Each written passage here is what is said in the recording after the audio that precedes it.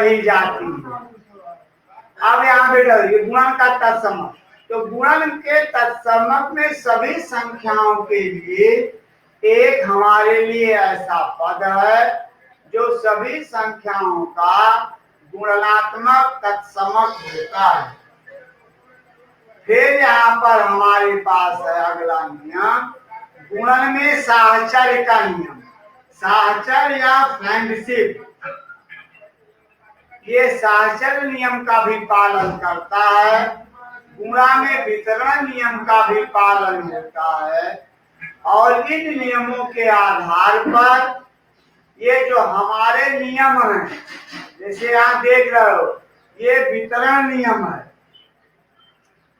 इन नियमों का हमारा मूल आधार है हमारी संख्याओं के गुणन को आसान बनाना। इन संख्याओं के गुणन को हम आसान कैसे बनाएंगे, ये नियम हमें यही सिखाते हैं, चाहे वो योग पर हो या चाहे अंतर पर हो।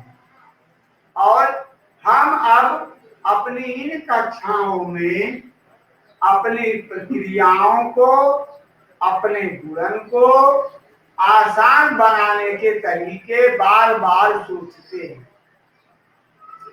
और इसी तथ्यों के आधार पर हमारा ये एक्सरसाइज 1.3 है।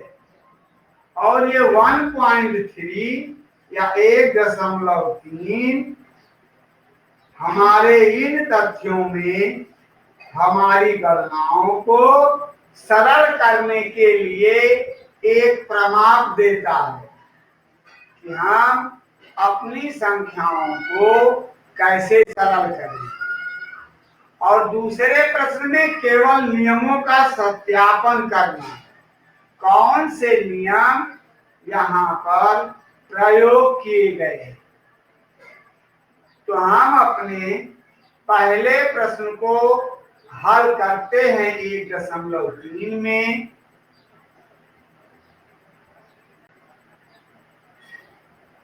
और इस 1.3 का जो हमारी प्रश्नावली एक्सरसाइज है 1.3 और इसका जो हमारा क्वेश्चन नंबर 1 है, इसमें कई प्रखंड हैं।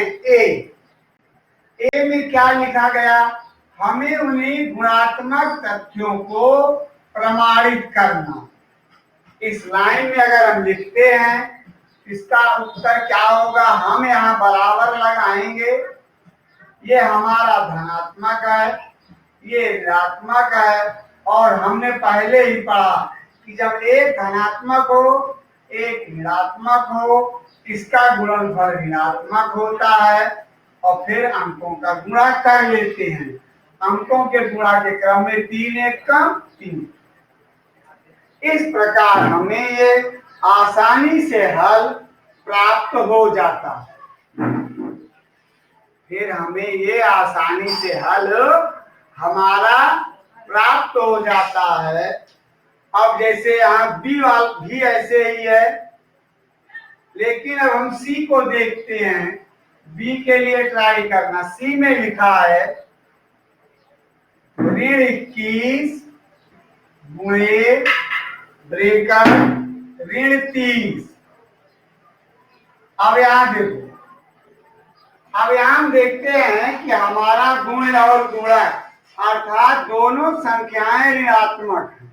और जब ये ऋणात्मक हैं तो अभी हमने ही पढ़ा ऋण और ऋण से धन होगा और अंकों को गुणा कर लेंगे। ये 30 और 21, 30 का शून्य यहाँ लिख दो और 3 से गुणा कर दो।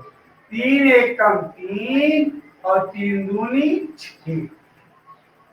इस प्रकार हमें ये हमारे सरलीकृत मान मिल जाएंगे। ये हमें अपने जीवन में ध्यान देना है। और ऐसे ही सी के बाद और प्रश्नों को देखो। ई के लिए हम ध्यान देते हैं।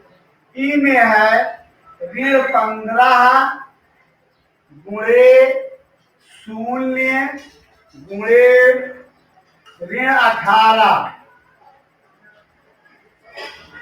तो अगर हम यहाँ पर इनका हल लिखते हैं, इनके गुणन में 0 है, इनके गुणन में 0 है। इस शून्य के प्रगुण के अनुसार इस पूरे प्रश्न का उत्तर 0 होगा, क्योंकि अगर हम हमारी संख्या में गुणन में अगर हमारे पास 0 है तो प्रत्येक अनुमान को, प्रत्येक गुणन को 0 कर देगा। ये तथ्य हम लोगों को याद रखना है, और इसी को हम कहते हैं शून्य का प्रगुण।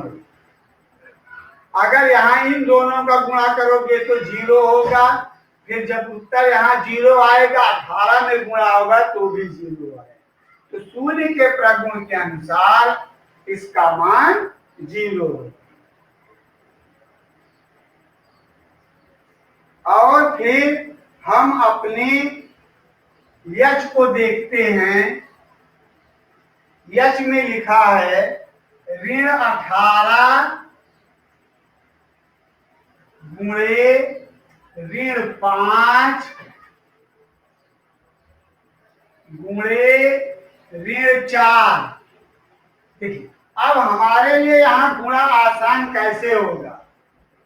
अगर हम यहाँ पर गुणा करने की सोचते हैं तो हम अगर इन दोनों को पहले गुणा कर दें तो ये आसान हो जाएगा।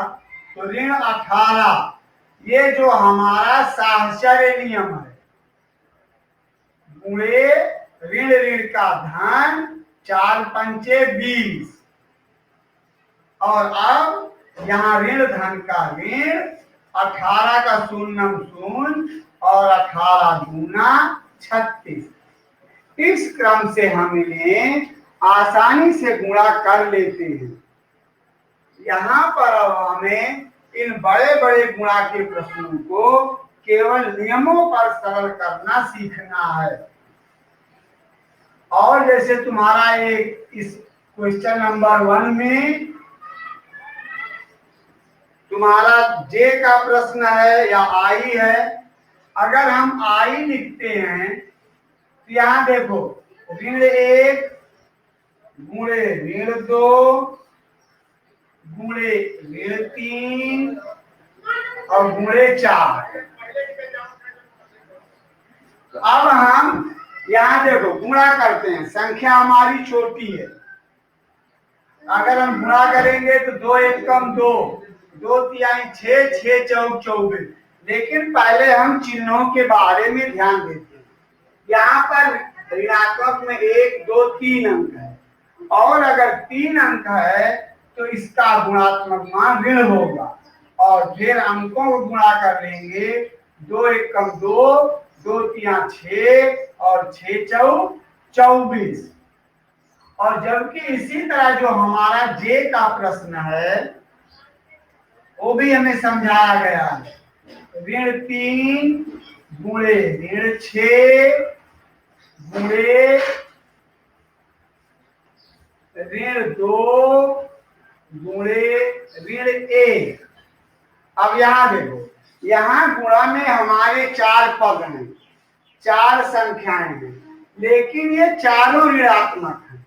और जब चारों ऋणात्मक हैं तो इनका मान धनात्मक होगा, क्योंकि हमने पढ़ा है कि अगर हमारे ऋणात्मक समपद हैं तो उनका गुणा फल धनात्मक होगा, और अगर यहाँ विषम पद हैं तो हम यहाँ लिख भी सकते हैं समझने के लिए, एक विषम पद ऋण है, इसको हम लिख सकते हैं विषम पद ऋणात्मक, ये ऋण है,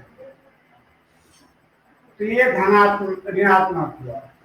और यहां लिख देंगे समपद ऋण है। इस प्रकार ये धनात्मक हुआ, गुणा कर लेंगे। 3 छक 18, 18 दूना 36 कम 6। इस प्रकार भी यहाँ पर जो हमारी पुस्तक में नियम है हम उसे बराबर पढ़ लेंगे और अपने इस क्वेश्चन नंबर 1 को सॉल्व करेंगे।